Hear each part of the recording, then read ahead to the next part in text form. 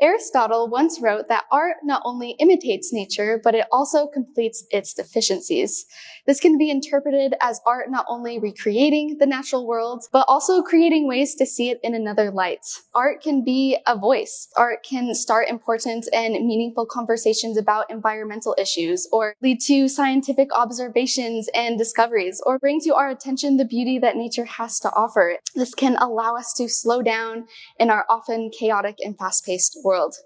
As I look at this piece, I feel that it does just this. I find myself coming back to this work, slowing down and allowing myself a moment to ponder, get lost in the grandeur of the beautiful American landscape. My name is Corinne and I am a student educator here at the BYU Museum of Art.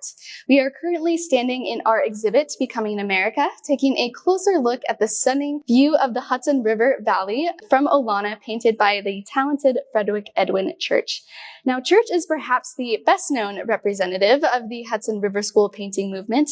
The Hudson River School was a mid-19th century art movement made up of a group of landscape painters in the northeastern United States whose aesthetic was influenced strongly by Romanticism. They often painted nature in idealized ways that depicted its glory, its richness, and its beauty, sometimes with emphasis on its grand scale. Nature was emotional, uplifting, and sublime for them. In this painting, while it is small, it is a great representation of this movement and what it embodied. Here we see the low horizontal horizon line here in the distance of the Hudson River Valley, indicating a preponderance of a magnificent sky with beautiful, very subtle blues and purples transitioning to almost corals and oranges and yellows off to the right here. The atmospheric perspective is just so well done, and honestly, as a painter myself, I'm very impressed with his technique.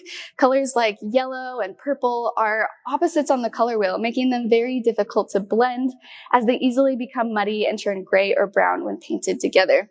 Also, keep in mind that over time, oil paintings fade, so back when this was originally created, the colors were even more beautiful and more vibrant. Also, the trees and details in the mid and foreground are also just so stunning and very delicately placed. Church actually liked to hide his strokes, so the painting surface was smooth. So if we look really close, it's actually very hard to see these brushstrokes. And this was done purposefully.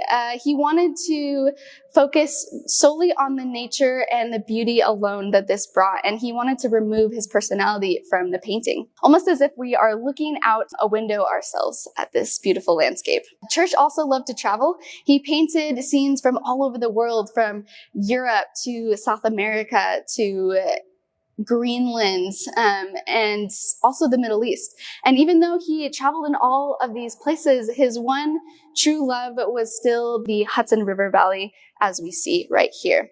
And this is actually where he built his home. Plein air painting, or the technique of painting from life outside, wasn't actually a common practice at this time.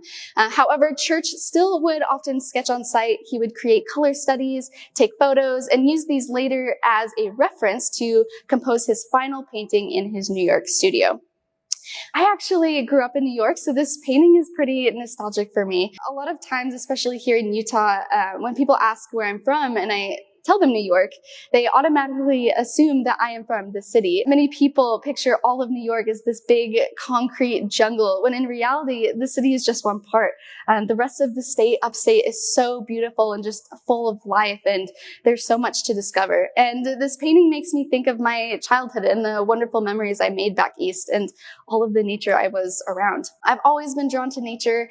I often include it in my own artwork as an artist, and I remember as a little girl just endlessly drawing flowers and leaves with chalk covering my entire driveway of my home just because I thought it was so beautiful.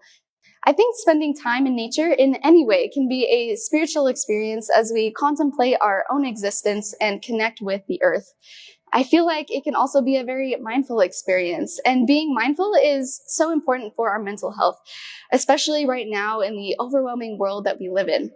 Taking the time for mindfulness, especially with nature, offers refuge from the constant busyness of our lives. So in the near future, I challenge you guys to go spend some quality time in nature, or make art about nature, or come here and spend some time with our artwork about nature. And I think it's just such a great thing that we can do for ourselves. So thank you so much for joining me today. I hope to see you all at the museum soon.